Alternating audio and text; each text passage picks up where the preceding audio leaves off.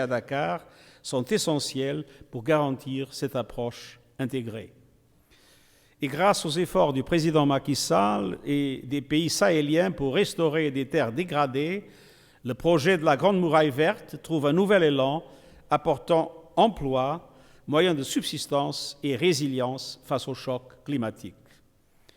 L'évaluation conjointe des défis du Sahel par les Nations Unies, l'Union africaine, la CEDEAO et le G5 Sahel doit permettre d'identifier les besoins en vue de lancer un plaidoyer global de mobilisation de ressources. Sur le grand barrage de la Renaissance éthiopienne, le président a partagé sa vision afin d'assurer une résolution de la situation qui profiterait à tous les pays concernés. L'Organisation des Nations Unies est prête à fournir à la présidence de l'Union africaine toute l'assistance technique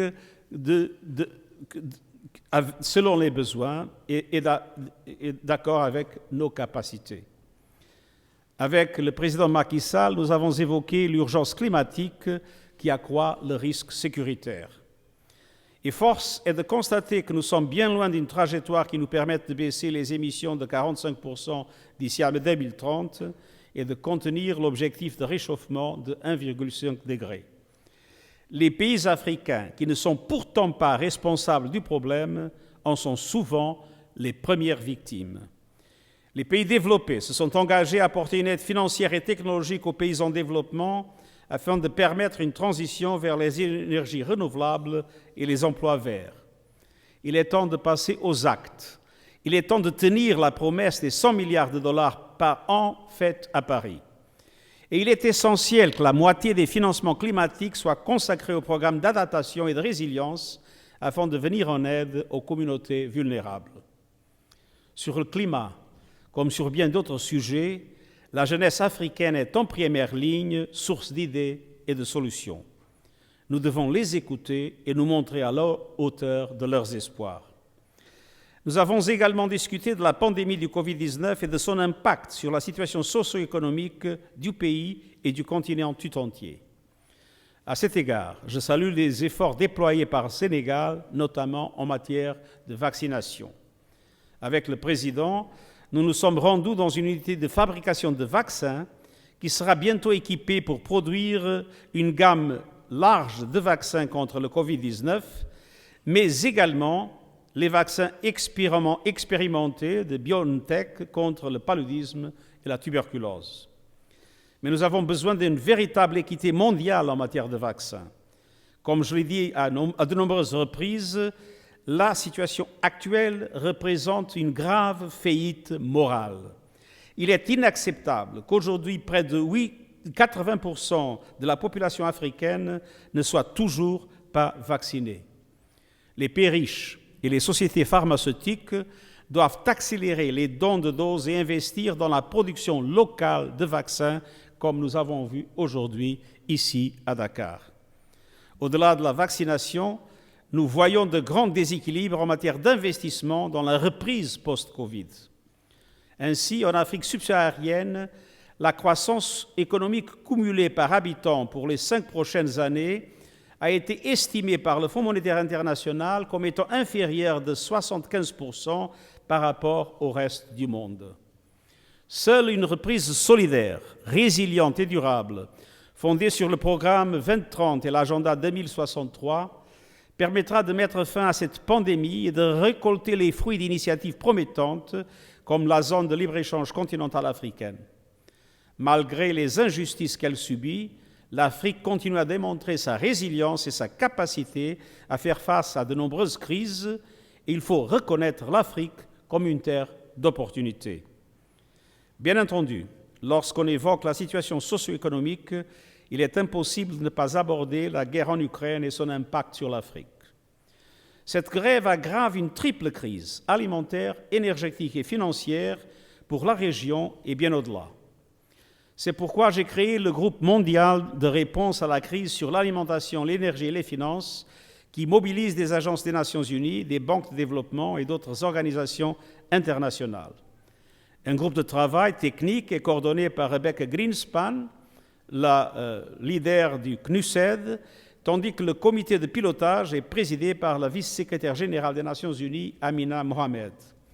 Et nous sommes heureux d'avoir le président Macky Sall à la tête des champions de la réponse globale à la crise.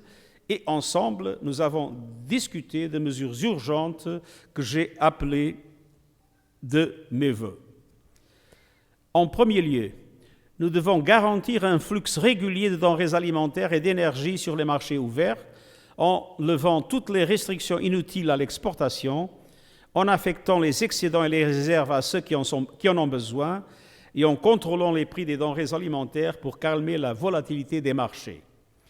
Mais soyons sérieux, il n'y aura pas de véritable solution au problème global de sécurité alimentaire sans réintégrer la production agricole de l'Ukraine ainsi que la production alimentaire et d'engrais de la Russie et de la Biélorussie dans les marchés mondiaux, et cela en dépit de la guerre. Je suis déterminé à tout faire pour faciliter un dialogue qui puisse permettre la concrétisation de cet objectif.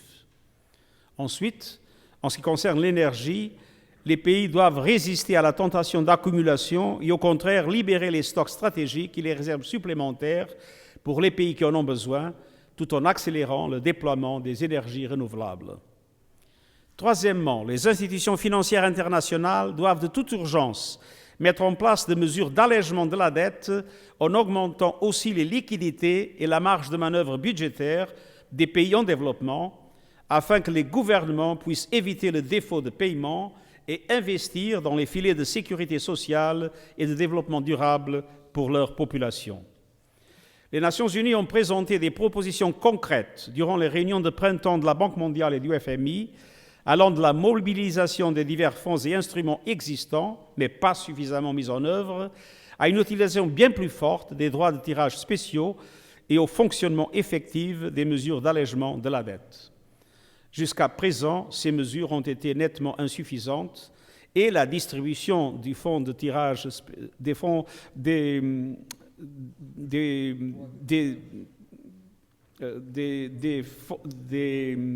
droits de tirage spéciaux a une injustice comme péché originel, parce qu'elle est distribuée d'accord avec les quotas des pays membres et la redistribution qu'on a annoncée jusqu'à présent, mais pas encore concrétisée, est relativement petite face au montant global des droits de tirage qui ont été distribués. J'ai dit plusieurs fois qu'il faut une réforme du système financier global qui est en faillite morale. Il a été conçu par les riches, pour les riches. Mais dans cette situation d'urgence, il faut utiliser d'une façon accrue tous les mécanismes disponibles au bénéfice des pays en développement, y compris les pays à rente moyenne, spécialement en Afrique. Mesdames et messieurs, le Sénégal représente un exemple en matière de gouvernance, de démocratie et d'état de droit, et je voudrais saluer les efforts de votre gouvernement en ce sens. Votre pays est un partenaire important des Nations Unies. Plus que jamais, nous devons poursuivre et approfondir cette coopération afin de contribuer ensemble à la paix et au développement durable au Sénégal, en Afrique et dans le monde. Je vous remercie. Mesdames et messieurs les journalistes, bonsoir et bienvenue au Palais de la République, où j'ai le grand plaisir de recevoir aujourd'hui notre illustre hôte, M. Antonio Guterres, secrétaire général des Nations Unies, dans le cadre de sa tournée africaine. Monsieur le secrétaire général, cher Antonio, nous sommes honorés et ravis de vous recevoir pour cette première visite d'un secrétaire général de l'ONU depuis 2008 au Sénégal, et c'était à l'occasion du sommet de l'OCI. Encore une fois, je vous souhaite la bienvenue et un agréable séjour parmi nous avec la délégation, j'allais dire l'importante délégation qui vous accompagne. Je viens de m'entretenir avec le secrétaire général Antonio Guterres sur plusieurs sujets d'intérêt commun. J'ai dit au secrétaire général tout le respect que j'ai pour son leadership et son engagement au service des Nations Unies et de la paix dans le monde, en ces temps particulièrement troubles et incertains. Le secrétaire général Guterres est un homme d'expérience qui a très tôt milité pour les droits de l'homme, notamment les droits sociaux, qui a exercé de hautes charges, député portugais et européen, président du Conseil européen également, et Premier ministre du Portugal et haut commissaire des Nations Unies pour les réfugiés pendant de nombreuses années avant d'être élu secrétaire général des Nations Unies. Donc il s'agit d'une personnalité très qualifiée sur les sujets complexes qui dominent le monde aujourd'hui. Et avec lui, nous avons évidemment parlé de la coopération entre le Sénégal et les Nations Unies. C'est une coopération ancienne, confiante et très positive. Le Sénégal, comme vous le savez, est un contributeur traditionnel aux missions de paix depuis 1960.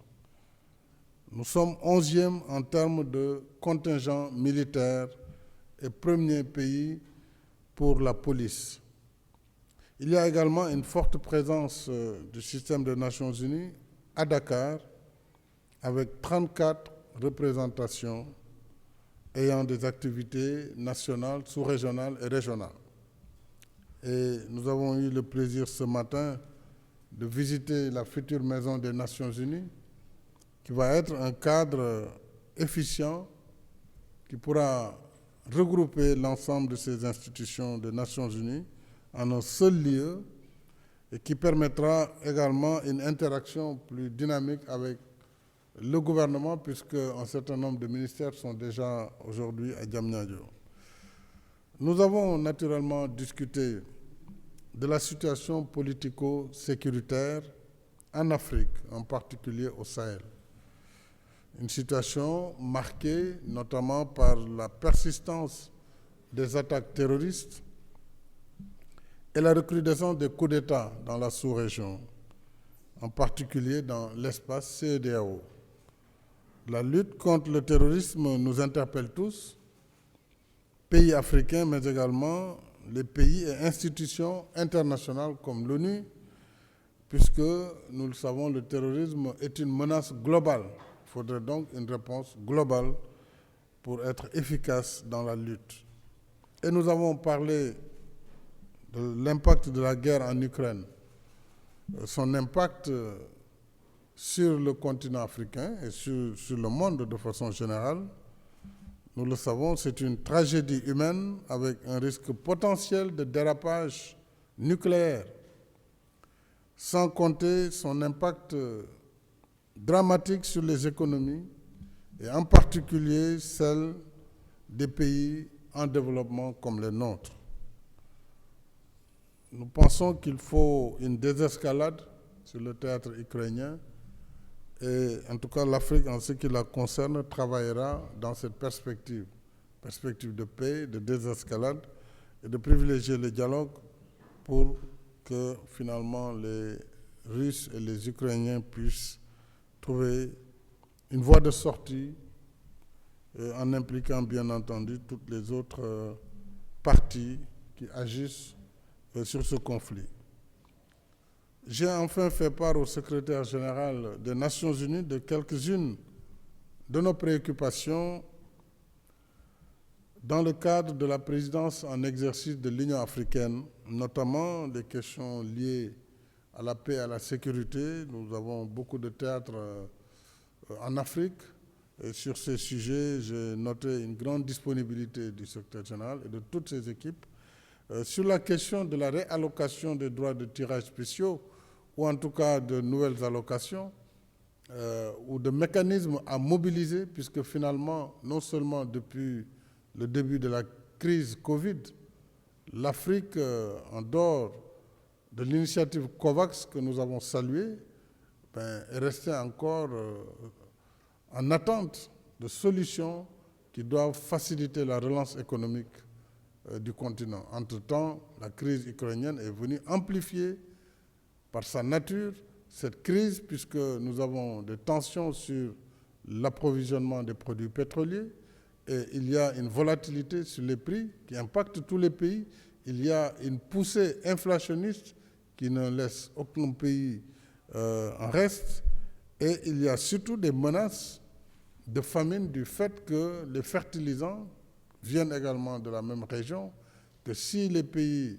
affrontent des hivernages sans avoir accès aux fertilisants, évidemment les récoltes seront de mauvaises récoltes, ce qui naturellement va entraîner des situations de famine.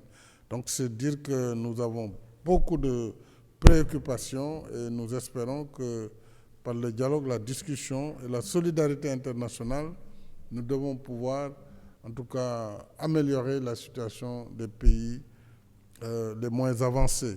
Enfin, un sujet qui me tient à cœur, c'est la transition énergétique.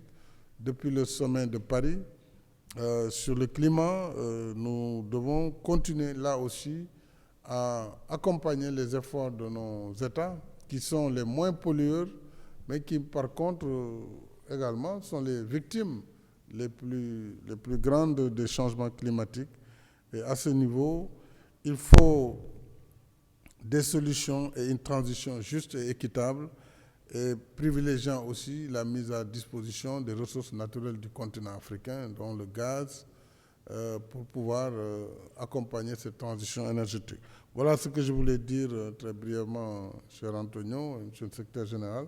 Merci encore pour cette visite et maintenant je vous laisse la parole. Monsieur le Président, je vous remercie infiniment de l'accueil si chaleureux, de votre accueil si chaleureux. Et surtout,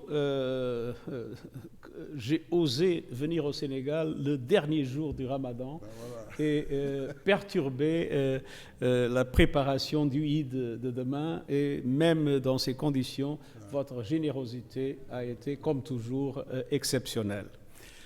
Mesdames et messieurs les journalistes, comme vous le savez, je rentre de Russie et de l'Ukraine, où j'ai notamment rencontré les présidents Poutine et Zelensky, mais aussi les collègues des Nations Unies qui œuvrent chaque jour pour venir en aide aux populations civiles, victimes innocentes d'une guerre insensée.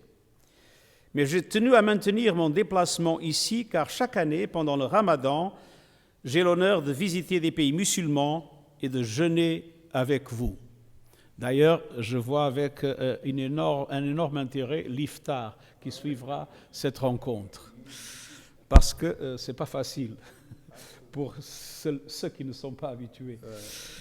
C'est une tradition entamée lorsque j'étais encore haut commissaire des Nations Unies pour les réfugiés et que je suis heureux de reprendre après 2 années durant lesquelles la pandémie avait rendu cela impossible. Je suis profondément honoré d'être accueilli par le peuple sénégalais en cette veille de Eid et de rompre dans quelques instants le jeûne avec le président Macky Sall. Et je remercie également les équipes des Nations Unies pour le travail sans relâche afin de rendre cette visite possible. En ce mois saint, je suis ici avant tout pour exprimer toute ma solidarité avec les populations, en particulier avec les communautés les plus vulnérables et les victimes de terrorisme. Avec le président, nous avons échangé sur la coopération entre les Nations Unies et le Sénégal, qui non seulement contribuent en nombre à nos opérations de maintien de la paix, mais accueillent une présence importante de collègues des Nations Unies. Ensemble, nous avons visité le chantier de la extrêmement belle mission des Nations Unies à Diamniadio, un nouveau symbole de notre partenariat florissant. Nous avons également évoqué la coopération entre l'Organisation des Nations Unies et l'Union africaine, aujourd'hui présidée par le président Macky Sall, sur les questions de sécurité, de paix et de développement durable.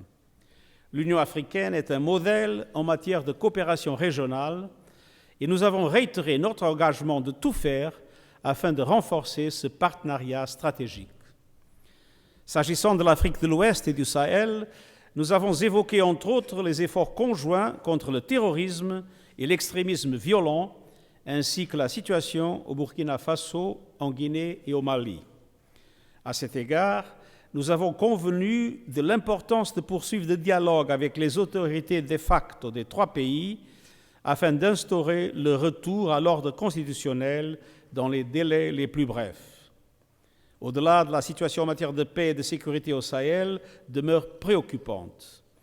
Je continuerai de plaider, comme je l'ai fait depuis le début de mes fonctions, pour des opérations africaines de paix et de lutte antiterroriste robustes, mises en œuvre par l'Union africaine et appuyées par l'ONU, mandatées par le Conseil de sécurité dans le cadre du chapitre 7 de la Charte et jouissant d'un financement prévisible garanti par les contributions obligatoires.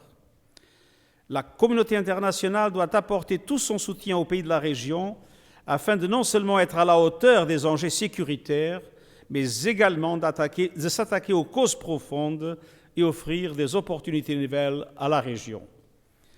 L'adoption de la stratégie intégrée des Nations Unies pour le Sahel et la mise en œuvre par le Bureau du coordinateur spécial pour le développement du Sahel